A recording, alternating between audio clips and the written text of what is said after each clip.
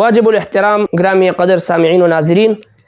ایک ایسا عمل جس کو سرور کائنات صلی اللہ علیہ وسلم نے نفلی روزے سے زیادہ ثواب والا عمل قرار دیا، ایک ایسا عمل جس کو اللہ کے پیارے پیغمبر نے نفلی نماز سے زیادہ ثواب والا عمل بتایا، اور ایک ایسا عمل جس کو سرور کائنات صلی اللہ علیہ وسلم نے تمام نفلی عبادات سے بہتر عمل قرار دیا، وہ کون سا عمل ہے؟ آئیے جناب نبی کریم صلی اللہ علیہ وسلم کے اس حدیث پاک کو سنتے ہیں اور اس پر عمل کرنے کی کوشش کرتے ہیں۔ سرور کائنات صلی اللہ علیہ وسلم نے فرمایا، الا ادلکم بافضل من الصلاۃ والصوم والصدقۃ یا رسول، قالوا بلا یا رسول اللہ، قال اصلاح ذات بینکم، فرمایا کہ کیا میں تمہیں نفلی نماز سے، نفلی روزے سے، نفلی صدقے سے زیادہ ثواب والا عمل نہ بتاؤں؟ صحابہ کرام نے عرض کیا رسول اللہ ضرور بتائیں، وہ کون سا عمل ہے جو نفلی نماز سے بھی، نفلی روزے سے بھی، نفلی صدقے سے بھی زیادہ ثواب والا عمل ہے؟ تو آپ صلی اللہ علیہ وسلم نے فرمایا کہ اصلاح ذات بینکم، آپس میں صلح کرنا، اتفاق و اتحاد قائم کرنا، پیار و محبت والی فضا پیدا کرنا،